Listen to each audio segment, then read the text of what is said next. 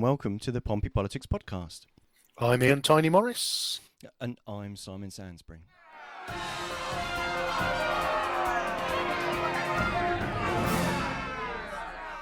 And with just 12 days to go, we are counting down towards the general election 2024. And this week's show, if Simon isn't looking or sounding his best, it's because he's been chained to a mixing desk all weekend. A self-chaining, I would like to say. I wouldn't want anybody to think that I forced him into it. So our show, which was a great idea to give you the highlights from the 5 main parties' manifestos, one of us came up with the harebrained scheme of maybe getting some of the parliamentary candidates to give us the overview of their own manifesto.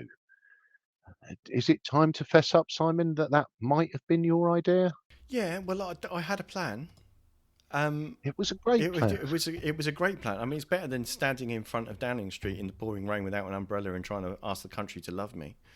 But instead, you have chained yourself to the mixing desk in the blistering heat. Yes, it was ask the literal fans opposite of Portsmouth Pompey Politics Podcast to love you. Yes. Yeah, well, hopefully that. I mean, not being funny whether they appreciate it or not. It's done, and when we say fans, I don't know that we'll go as far as to say it in plural. Yes, so some bright spark, namely me, rather than because assuming that it would be absolutely a complete nightmare of an idea to get 5 people from the 5.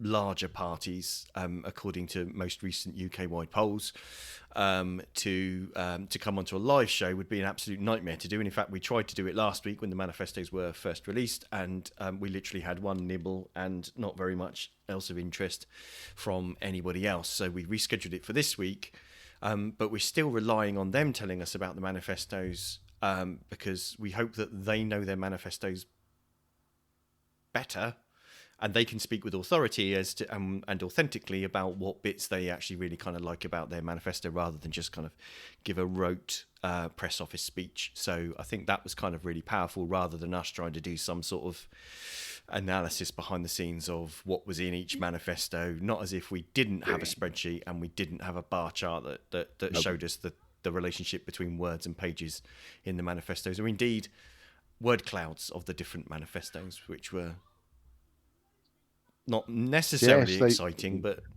were revealing. Exactly. So we've abandoned our own attempt to go through this, and I think if the TV debates have shown us anything, the fact that if you get more than a couple of people on the stage, it all becomes a bit of a zoo. So I think we are going to open up with our friends in Reform down in Portsmouth South, and I think Mark Zimmer was your guest, the PPC for Portsmouth North. South. Sorry. Oh, north-south divide confuses me. Yep, don't start that. So I shall play this, and then we'll have a quick chat after Mark. But what I will be doing, so with most of the other videos, I haven't had a chance to do this with Mark's because of the timescales with editing them today. Mark's I'll put out later on this evening in full. So the interview in full I'll put out separately later on this evening. For all the others, those are actually already out. So do go to our YouTube channel, our Facebook page. I'll try and put some links into the chat as we go along, so you can actually watch more or listen to more of the actual interview itself. But I've tried to trim these down so that they actually just focus mostly on the manifesto policies that they most like from their own manifesto, and some of them have gone on to talk about how that impact, what the local impact for them is. So away we go. I'm going to start off with law and order. Basically, it needs a urgent reform. Basically, it's like everybody says, increase the police numbers, but we need to increase the police numbers per capita. In other words, like 300 police to 100,000 people in the population. So that's over a course of 5 years. That'd be 40,000 officers. We don't accept that having a shoplifter go into a shop and to take, well, the shopkeepers take abuse, And not only that, they're taking produce and get away with it. Why? When did this happen? Who allows this to happen? So that is zero tolerance, antisocial behaviour. This infringes upon everybody else's lives. So when we say antisocial behaviour, that can be verbal as well as physical. Now, these should be dealt with, and the perpetrators, or the abusers, to be quite honest, should then serve a social service. They've got to spend their time putting something back into the community. By that, hopefully, then they'll start feeling part of the community again, because a lot of this is where everybody's stopped becoming a community. So that will help them and depoliticize the College of Policing. The police need to be separate. It's a separate entity. There's no bending of the knee. There's no wearing armbands, regardless of what armbands. The police are the police. And to be quite honest, they need to be respected. But to be respected, they've got to be looking the part and being the part. Physically trained, mentally astute, without being controlled by political parties. Is the uncontrolled immigration. It's not the immigration we're against. It's this mass explosion of the population. We can't assimilate everybody. We can't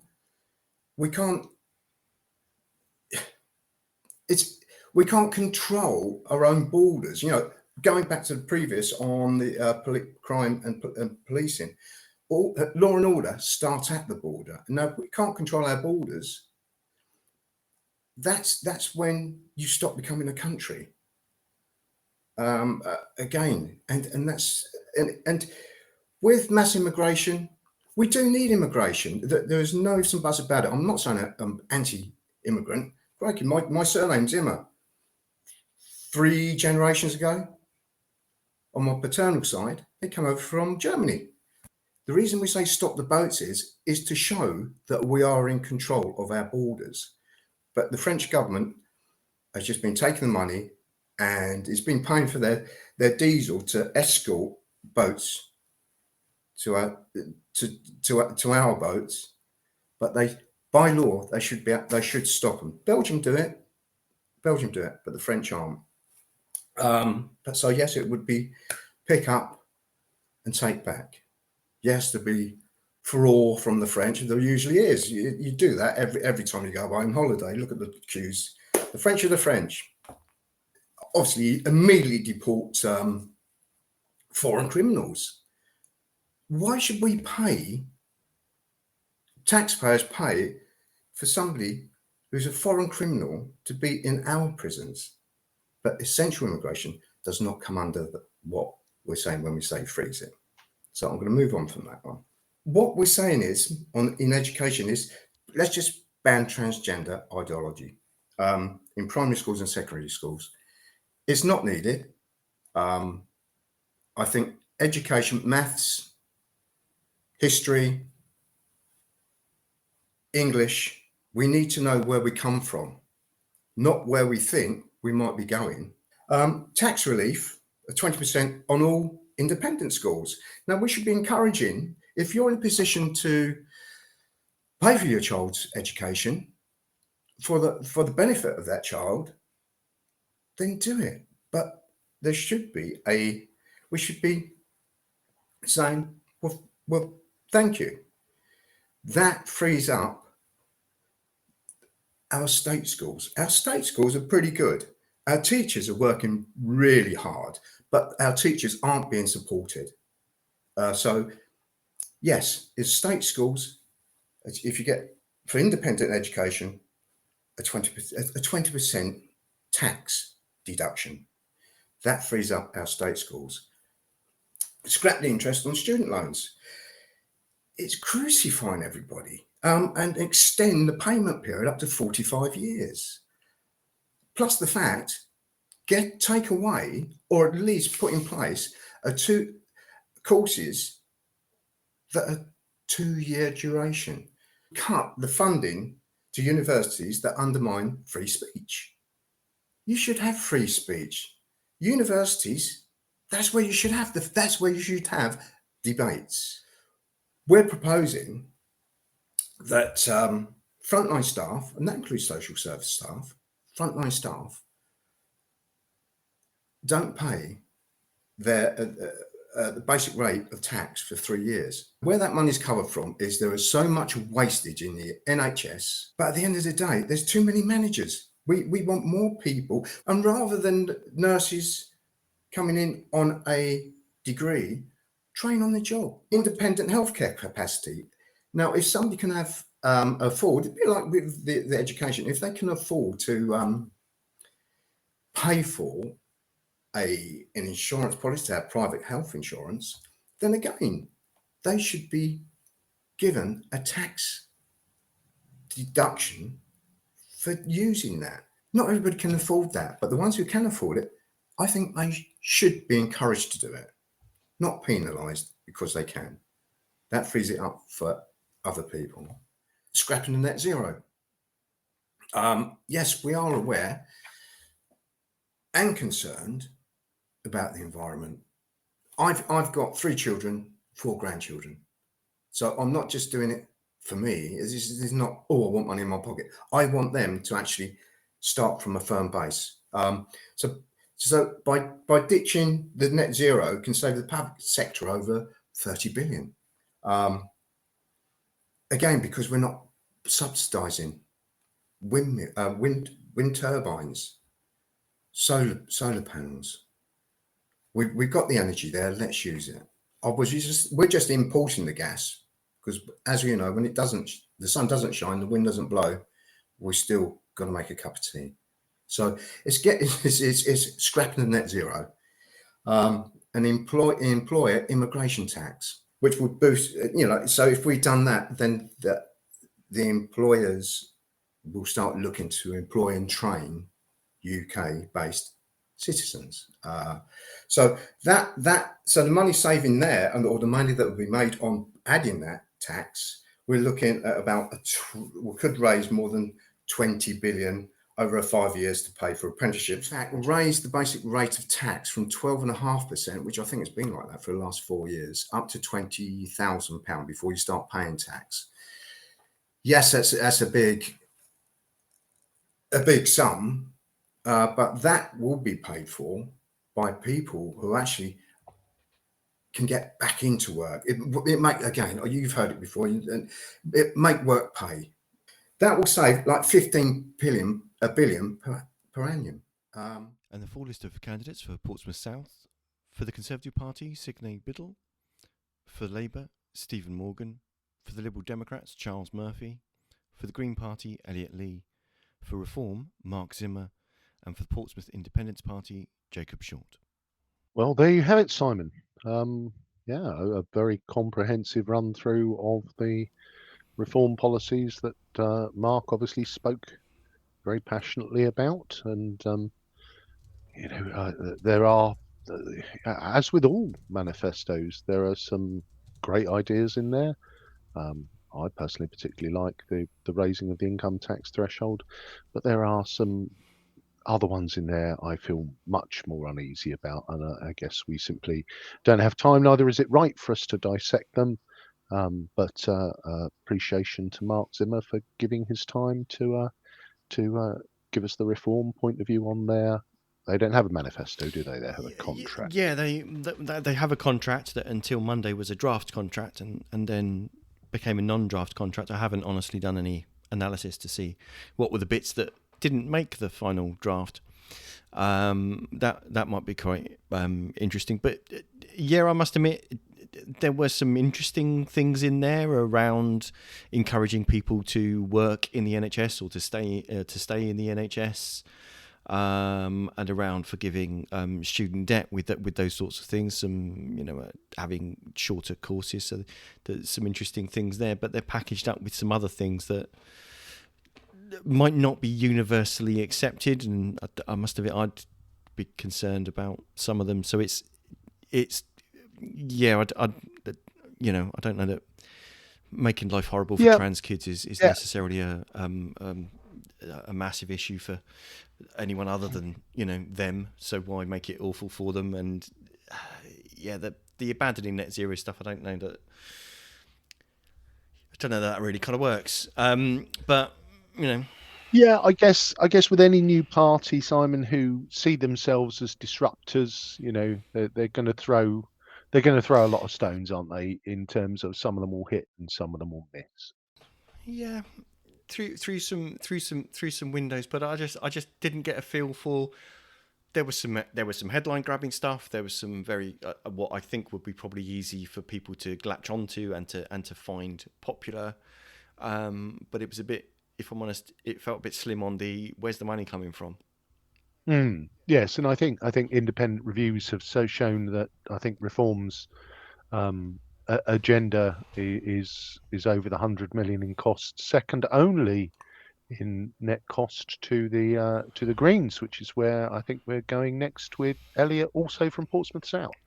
We are indeed. So let's have some hear from the Greens. The context behind the manifesto is all about the idea that we've had 14 years of chaos and that we really want to get the country moving. We want to get Portsmouth moving, and we don't feel like any other party is offering the ambition we need.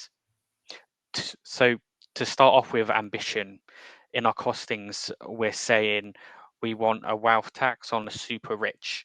So 1% on assets over 10 million and 2% on assets over 1 billion. Further, we want to make polluters pay with a carbon tax. We want to extend the cap on national insurance so that those earning over 50k are paying. And we want to equalize capital gains tax with income tax to make it more fair for those earning off investments. This ambition means we can fund the NHS. So that means 30 billion into the NHS and an extra 20 billion into NHS infrastructure. So that's dentists, hospitals, and GPs. We also want to restore junior doctor pay, and we're proud to be one of the few parties to offer that. Getting the system moving is important. So that's why we're also committed with social care to invest in another 20 billion. We want to fund and pay staff good wages. We want to give free personal care. And going back to the wages, we actually want to give people a £15 minimum wage regardless of age. So that means people can not only get by, but thrive. Further, to support the welfare system, we want to uplift universal credit by £40 a week and introduce universal basic income so that nobody has to rely on a food bank. With jobs, we want to repeal the harmful legislation on workers being able to strike and demand better for their pay. Insulating homes not only creates jobs, but it brings down emissions, it brings down bills, because at the end of the day, the cheapest bills are those you don't have to pay. We're committed to building 150,000 new social homes a year.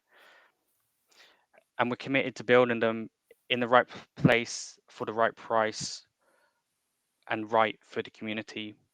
That means investing in local infrastructure. We're also committed in banning no-fault evictions and in protecting the supply of homes. We want to ban the right to buy scheme. For going back to renters, we want to bring in a renters' rights bill so that renters can demand for a safe place to live. And that means demanding for more action on insulation and tackling mold and damp. We want to commit 8 billion to schools and an extra 2 billion to teacher pay. We want to scrap exams and we want to put a trained mental health professional into all schools. We also want to expand the curriculum on sexual education and other subjects that are really going to support today's youth in adulthood. And given it the ambition it needs, we want to invest 40 billion in tackling the climate emergency, given it the urgency it requires. That also means no new oil and gas licenses and taking energy companies into public ownership. And for nature, we want to take water companies into public ownership and invest back into them to stop the disgusting sewage going into our waters. And in the meantime, that might mean holding water bosses to account for crimes against nature. We think it's important that Portsmouth gets the homes that it so desperately needs, but that shouldn't be at the cost of our green spaces. Taking away green spaces is bad for our health, it's bad for education. And the full list of candidates for Portsmouth South: for the Conservative Party, Signe Biddle; for Labour, Stephen Morgan; for the Liberal Democrats, Charles Murphy; for the Green Party, Elliot Lee; for Reform, Mark Zimmer; and for the Portsmouth Independence Party, Jacob Short. Oh, crumbs. I must confess I hadn't looked at the Green Party agenda, and thanks again to Elliot for giving us a comprehensive overview of its contents. And I guess I can see now why it's come out as the most expensive of all of the manifestos. I think the interesting thing with the Green Manifesto is how much of that is is kind of probably actually fiscally is it seems actually quite far left of actually where Labour and the Liberal Democrats are in the sense of kind of their social support mechanisms and state intervention mechanisms that they're talking about. So there's obviously, as you'd expect, a lot of a strong emphasis on environmental impacts and on environmental issues, but there's also some very, very strong measures for wealth redistribution. Yeah, and I think that's perhaps where I was surprised. I felt the emphasis was very light on environmental, and was much heavier on the tax and spend, and the thought of the the opening conversation on the wealth tax and stealing money from people who haven't stolen it themselves but earned it. You might imagine that had my eyebrows up over the top of my head at the very start there. But again, and this is where for me, politics is about principles, and it's about the way of getting things done. And there is no hiding under any kind of bush or other greenery there. That extraordinarily strong, very heavy taxation and spending it elsewhere. So yes. Yes, I shall. I must admit, other views are available about that not being stealing. That's just a mechanism for wealth distribution and a redressing of concentration of wealth in a small number of hands. So it's and I see that. I think for me a fundamental democratic issue is when the state decides that it can, other than through taxation, can basically take your property. Then it's one of the reddest of red lines for me. But as you say, obviously the Greens believe in it, so but I don't think there was put it anything on Front Street about mandating ownership of properties over to the state. that wasn't there, and it's not in what I would read. But it's certainly worth anybody who wants to understand and see kind of in detail going and looking at the manifestos to see. And I think there's a wider debate here of when you're voting, are you voting for, because we don't have a presidential system, you're not voting for which prime minister that you want, although that's what's on kind of a lot of leaflets.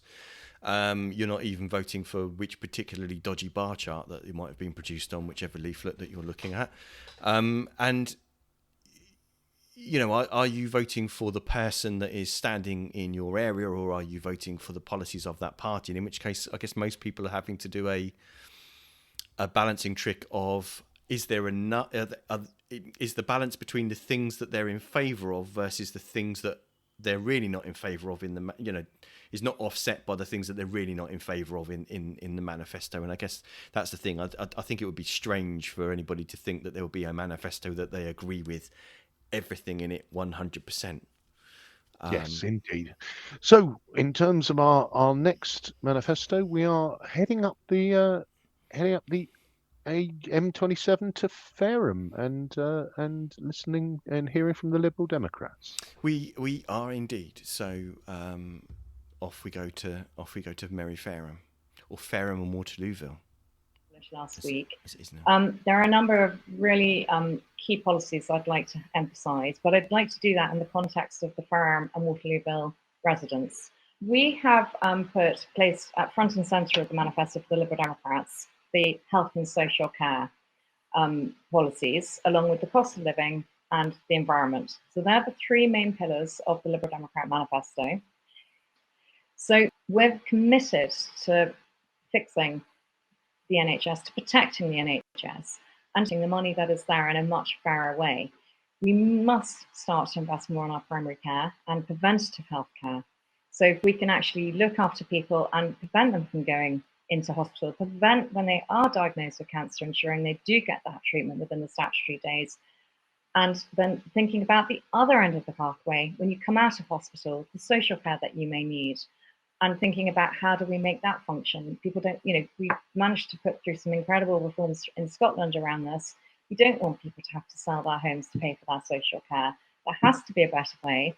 And on that perspective, we are looking to invest more into the social care part of the pathway. So that's healthcare, and which obviously also covers NHS dentistry.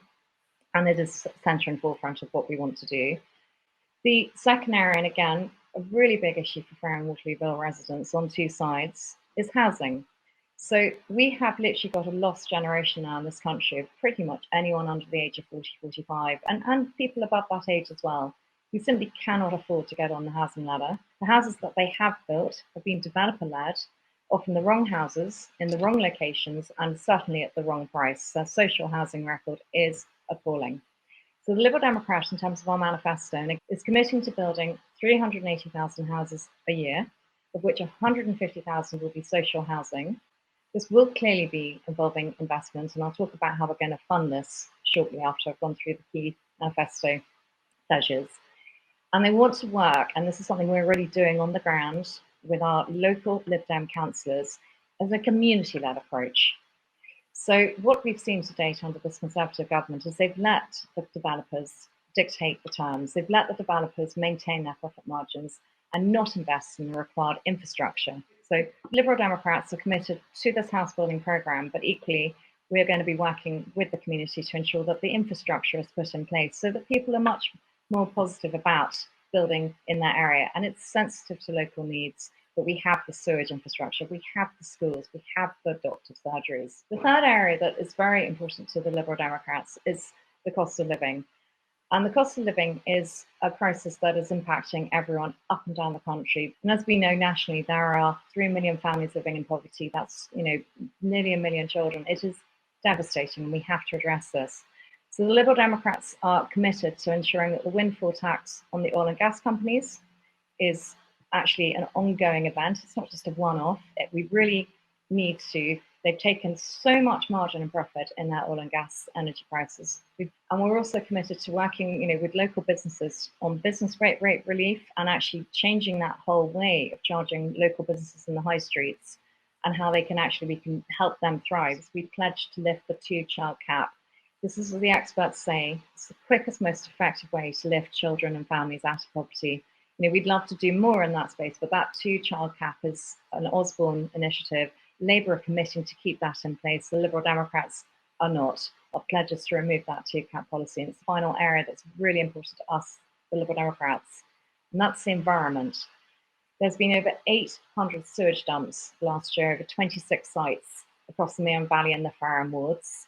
That is nearly 9,000 hours of sewage just being dumped into our rivers. Liberal Democrats, the environment, the green economy, that is a really core part of our manifesto. And we look to be leading the way in the world around this. We commit to a net zero, and we want to be investing in skills and the right type of jobs that is going to lead the green technology revolution and innovation in this country. And the last time in the coalition, we were the ones, Liberal Democrats, who pushed for the wind farms. Conservatives stopped that when we left the coalition. So we feel passionate about this. We're in a climate change emergency and we have to address that, but we can do that in a constructive way that helps provide really exciting, well-paid jobs and make sure that the UK is leading in the green revolution going forward. So just a final point on, everyone says that's great. How are you going to cost this? You're spending 28 billion over and above other parties.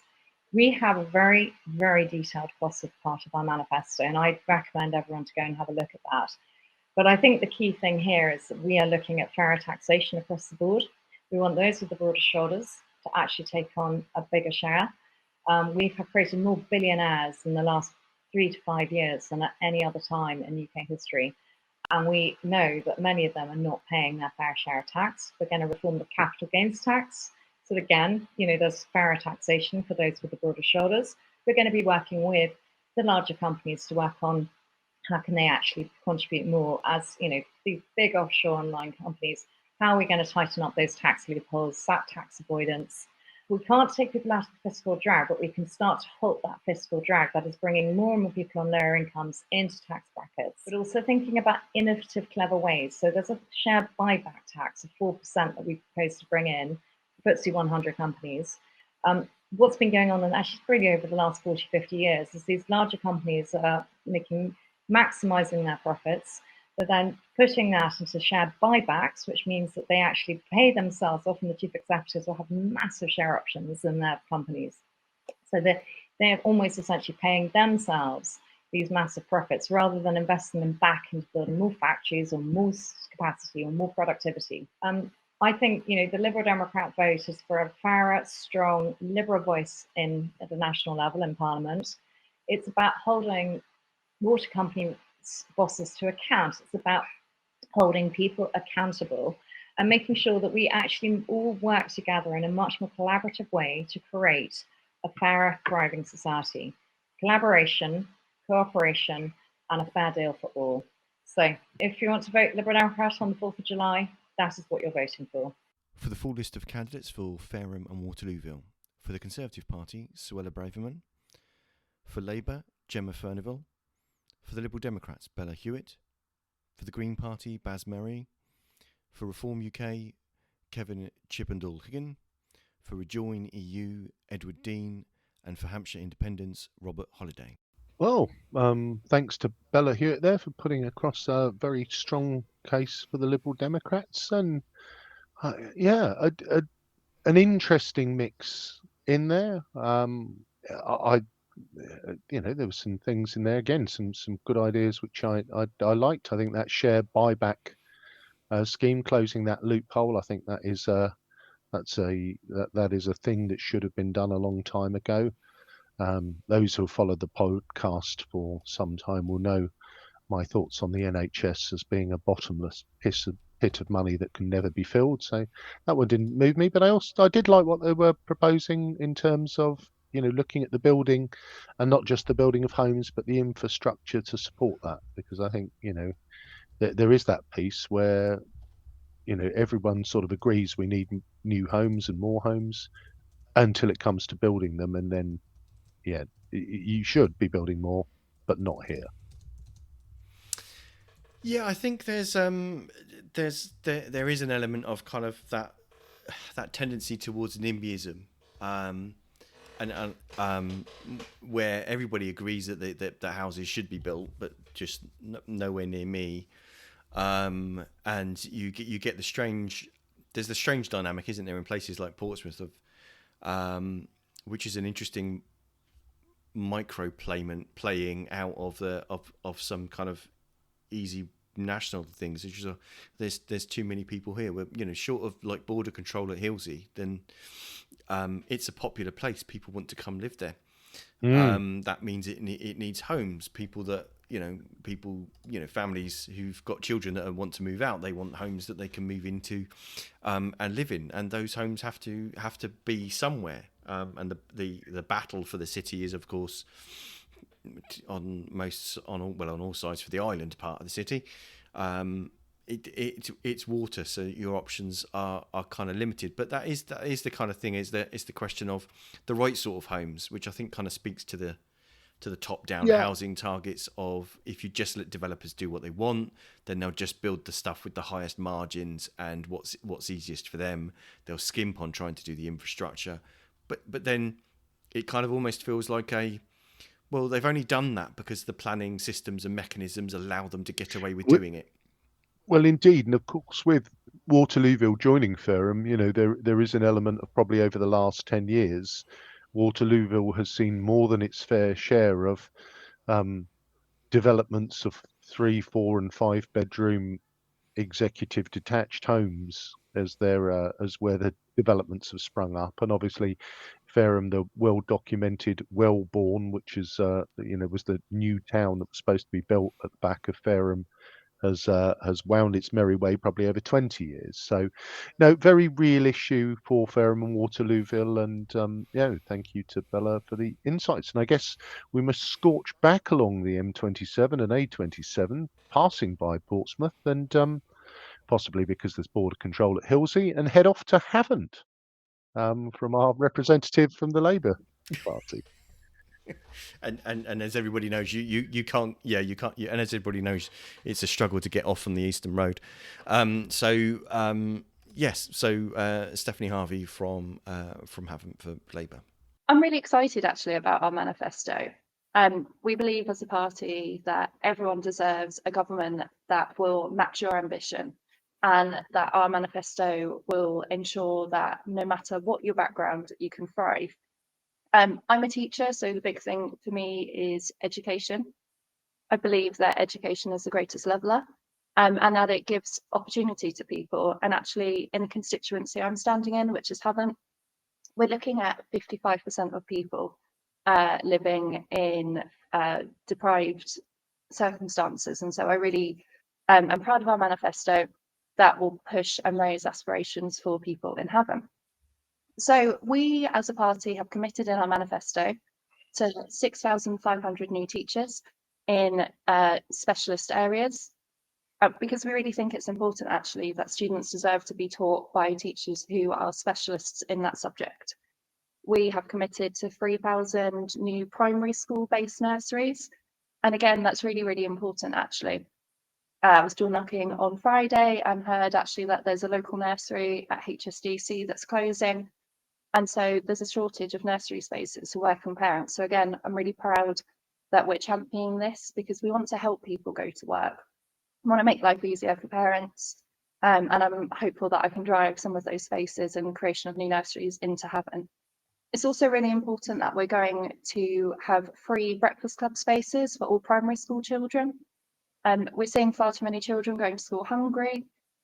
And, it's not acceptable in 2024. We also want high quality apprenticeships and specialist technology colleges. And again, this is really important. I've talked about raising aspirations.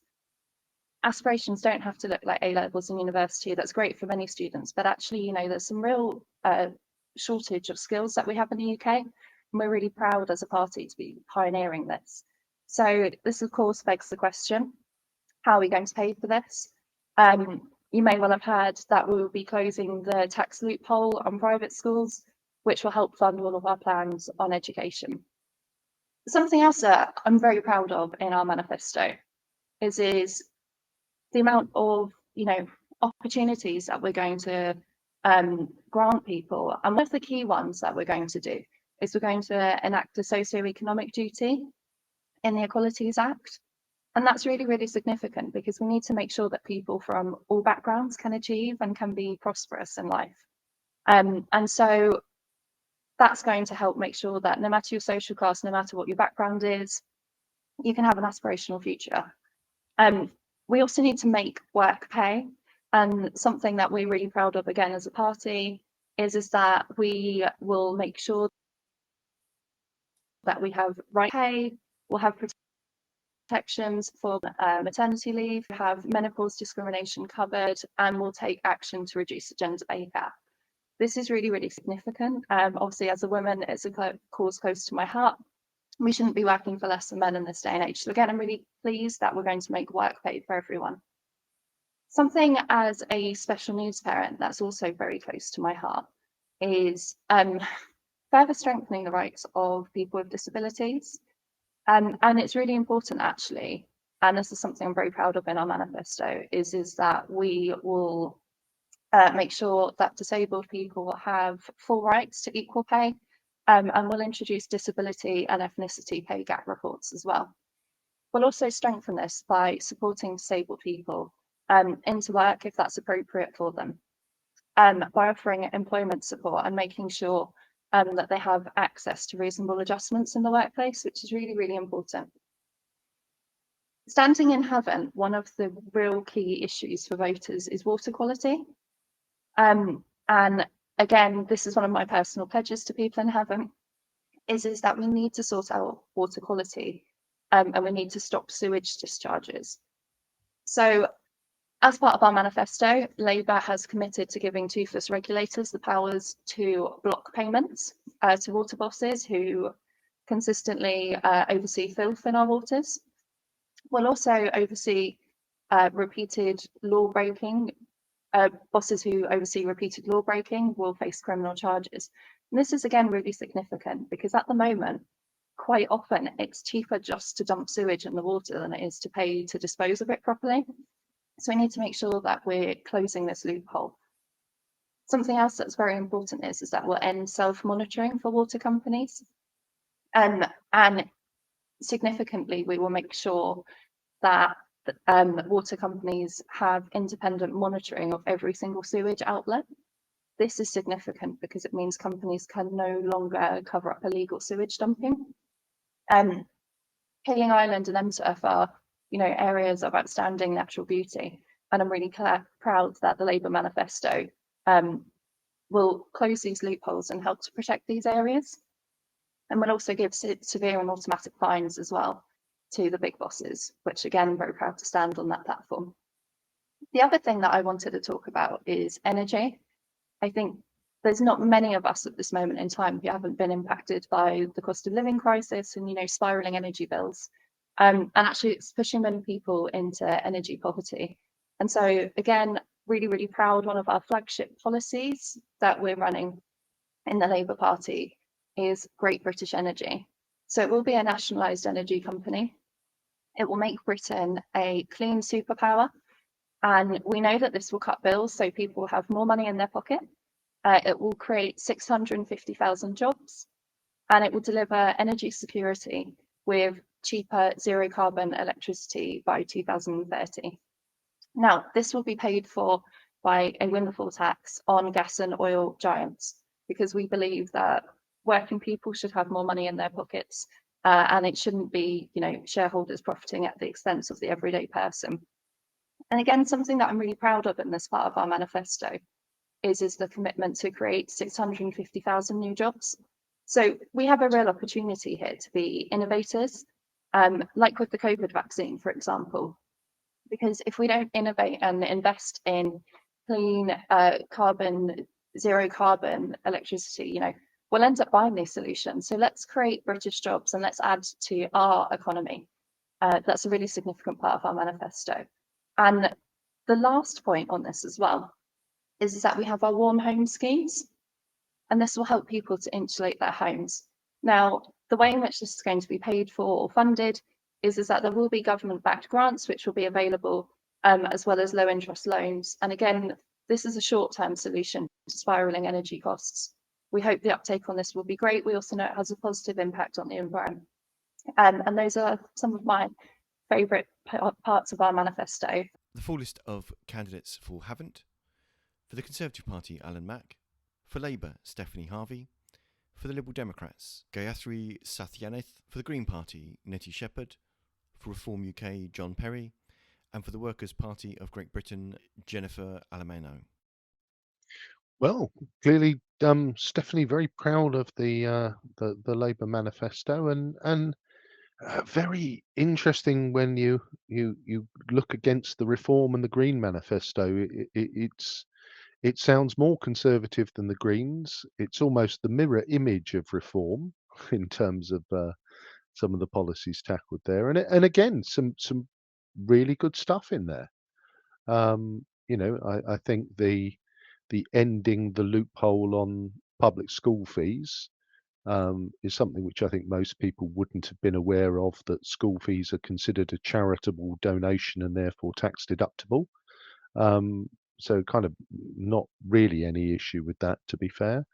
But I think, as with the GB Energy thing, it all sounds perfectly sensible. But I guess when I look at things like HS2 and big aspirational capital projects like that, which will end up with 650,000 people paid by the taxpayer, there's a bit of me, maybe I've been burned by Victory Energy, Simon.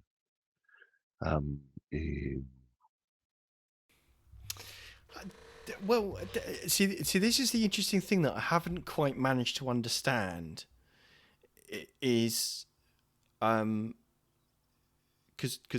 Victory Energy, which was the energy company that Portsmouth City Council under a previous administration tried to set up, that was essentially just a reseller, an own brand version that would be operated by them, basically a reseller. And at the end of the day, all energy retailers, the people that you actually pay your electricity bill, they're all reselling energy that they're buying on the market. So their administrative and processing costs are kind of contributing to that, but there isn't really kind of much in that, and therefore they don't have much control over price.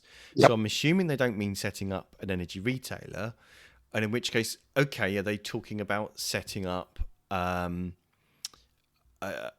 energy a distributor, basically a company that actually creates and maintains a network? Well, there already is one, so I don't know kind of where the scope is for that. There isn't a part of the country that doesn't have a network operator, and if they're talking about generation, then okay, actual generation, actually making the energy, that's great, but you'd sell it on the open market. So I don't know how that in and of itself would bring down bills. So I'm if I'm honest, maybe I'm reading too much detail into that, and but I don't kind of get how that in and of itself works. If, however, though, it's a vehicle of leveraging investment into the parts of the infrastructure network and into parts of generation that could do with investment in the UK, then okay, that kind of makes sense. But it's not an energy company, probably in the way that most of the people hearing it would understand an energy company to be.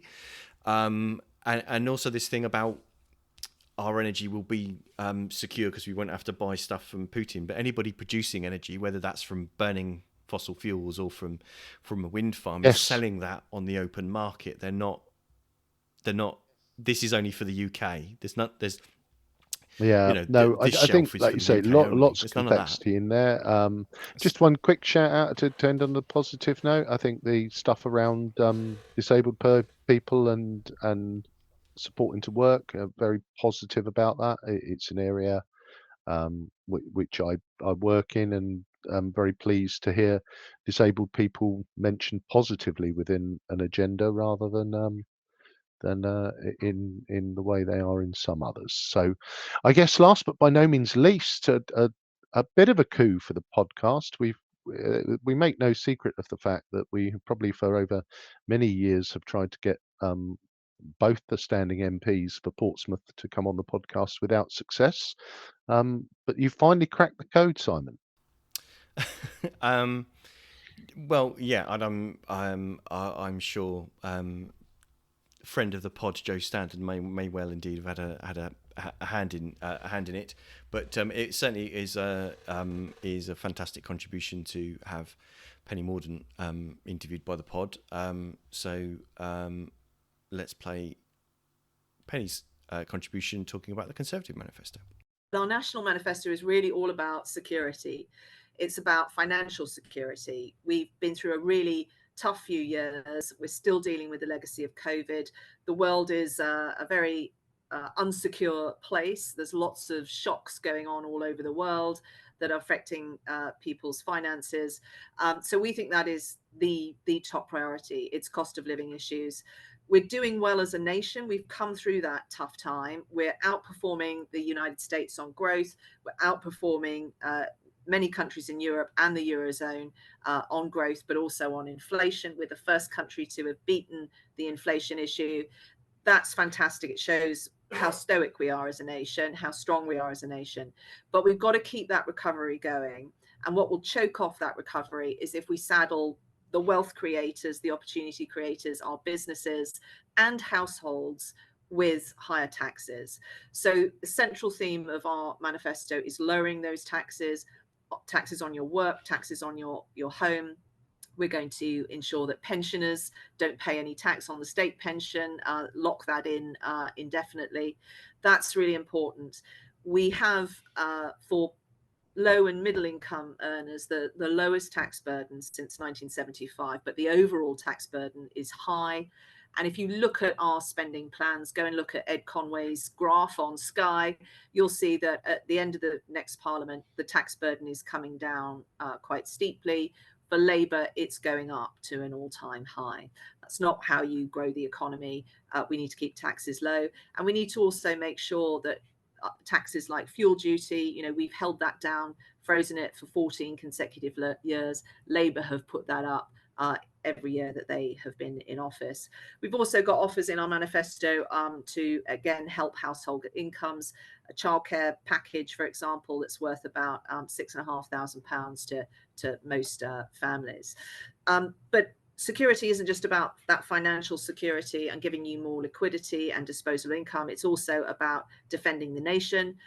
The equipment program and our defence budget requires us to be spending 2.5% by 2030. So that is what we will do. We're the only party that is committed to that. Labour haven't committed to that. And you need to commit to that if you're going to fund defence properly. Really important to our city. We also need border security.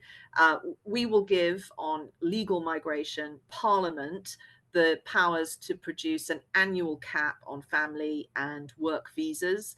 And that will be informed by what the nation needs with regard to its workforce and shortages in particular professions, but also the burdens that puts on housing stock, on our public services. So we've got that balance right, annual cap that will come down every year.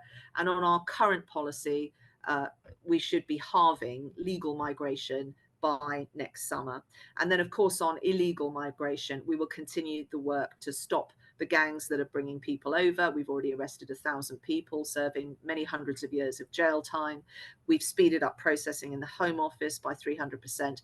But the critical thing is, the question each party has to answer is, what do you do with people who are here, no right to be here, but you can't return to their country of origin? For us, we've developed options like the Rwanda scheme. That is ready to go. The first flight is due to take off on the 24th of July. That is critical, and we can't solve this problem without those sorts of things. We're not an outlier. Many nations are doing that. It's the way ahead. And Labour have said they'd scrap it, even if it is working, which is crazy. And then the fourth element to security is energy security. We are the only party that are saying yes to North Sea oil and gas. We have got a great story to tell on renewables, the first, second, third, fourth and fifth largest wind farms in the world, the first nation in the world to halve its emissions. And we're doing great stuff in Portsmouth on tidal. That's becoming more competitive. But in the interim, while we transition to those new technologies, we've got to keep the lights on. And I want to keep those lights on with homegrown energy, not having to import it, not being reliant on other nations. That doesn't make us secure. What we're also doing is, to meet the 2050 net zero targets, which we are committed to, we're doing it at a steadier pace.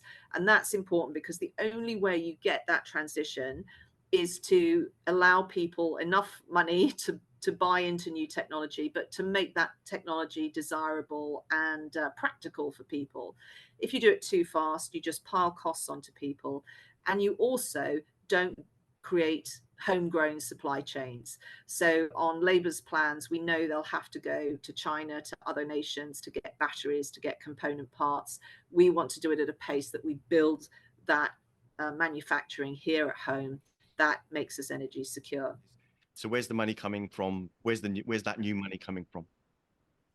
Absolutely. So we are going to be spending more than the Labour Party. We're spending more to deliver those tax cuts, but also we're making sure that public services are being properly supported. But we don't have a gap in our spending. The Labour Party have a £38.5 billion gap, which they're still trying to explain how they're going to fill. But our costings don't have a gap. And so we're actually going to be raising money, as well as growing the economy and all those other things, and making efficiency savings. So there is some spending in there that's purely funded by productivity and efficiency. Our defence uplift, for example, is done by that, on reducing some civil service headcount. But we are also, our two big ways we're going to raise money and get that headroom is to control welfare spending. We're going to find £12 billion worth of welfare spending, which sounds a lot, but we have done it before. We did it in 2015 whilst getting 4.1 million people into work. So we're going to be cutting welfare in order to cut taxes on working people. Labour are going to be putting up taxes to fund the welfare bill. And then the other big chunk is we're going to find £6 billion from cracking down on tax avoidance and evasion, which again sounds like a very high number, but it is actually consistent with what we have been doing year on year. Our average amount that we've been managing to get in from tax evasion and avoidance each year is each parliament is 6.7 billion. So we think we can do that, and that's our track record, and that is how we will fund tax cuts, which are really important, because unless we give people the liquidity to be able to have that financial security, then we can't keep this recovery going. We need to keep that going. What will choke it off is households being in financial dire straits, and our businesses in particular not being able to create jobs. We can't put the burdens on them that Labour are planning, and we can't increase taxes on them either. And just to confirm to our viewers, the full candidates list for Portsmouth North are, of course, for the Conservative Party, Penny Mordaunt; for Labour, Amanda Martin; for the Liberal Democrats, Simon Dodd; for the Green Party, Duncan Robinson; and for Reform, Melvin Dodd. Very interesting interview, Simon. Obviously, as a former Conservative Party member, there felt to me like a return to fiscal conservatism, which you know, I obviously you would expect me at this point to give it a double thumbs up. I'm struck by if I had £1 every time a political party said that the other political party has made unfunded spending commitments or is unfunded tax cuts, has a black hole. So they all seem to say it about each other, and I guess all that leaves you with is not knowing basically which is true or not, because not being funny, most of the public are not economists and don't know how to make sense of the weird and wonderful bar charts or tables that are at the back of some manifestos, stroke contracts. But I guess to me, as the quoting a bit of West Wing, as the saying goes, there are two types of election campaigns, and the Conservatives are running the first one and Labour are running the second one. The first one is don't risk everything by changing now. The recovery is too fragile, and the Labour Party are it's rubbish. It's time for change. Yes, yeah, and I think it would be fair to say that all four parties are pushing the change agenda. that it is time to change. And I think the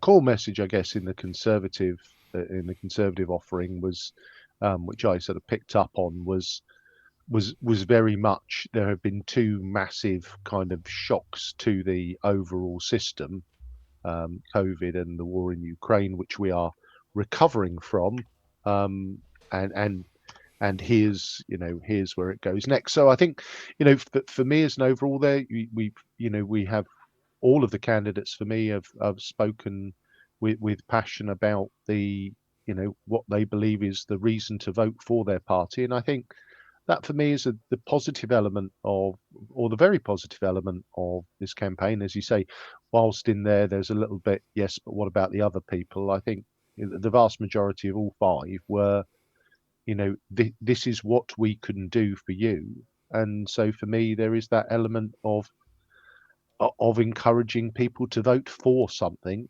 rather than to vote against something. Yeah, and I mean, I guess again, first past the post might force people to do the latter in some situations, because Yes, in some constituencies, the previously elected person was elected with such a majority, and you're either in favour of the type of government that person supports, or you're not. So you're either voting.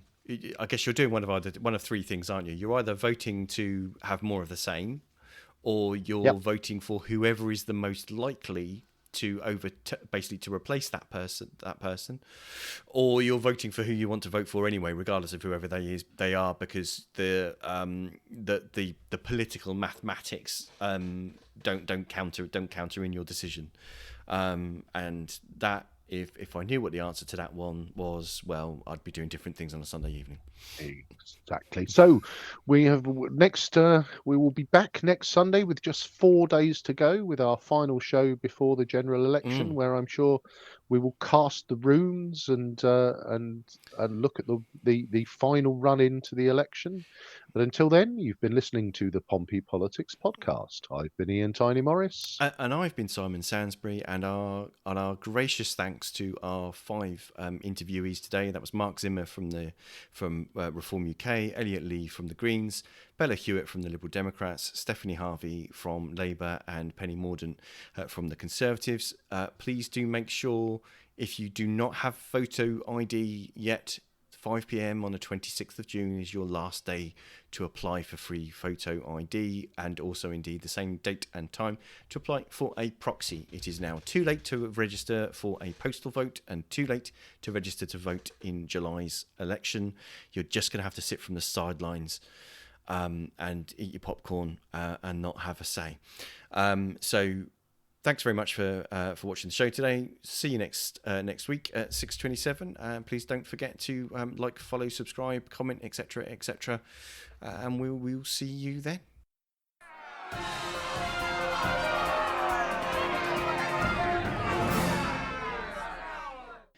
Thank you for listening to this episode of the Pompey Politics Podcast. Don't forget to like, follow and comment on Facebook, or comment and subscribe on YouTube. Don't forget that bell notification icon so you get your notification when we're next live. We usually go live 6:27 p.m. on a Sunday evening. Find us on all the social media platforms: Facebook, X, YouTube, Threads, LinkedIn. Don't forget to have a look at our website, where you can find details of all of our previous and upcoming shows. That's pppodcast.uk, pppodcast.uk. Thank you. Feel free to leave a review wherever you listen to your podcasts, and you can even ask Alexa to play the podcast for you. Alexa, play the latest episode of the Pompey Politics Podcast. Getting Pompey Politics Podcast from Amazon Music. Alexa, Play the latest episode. stop. See? It's easy.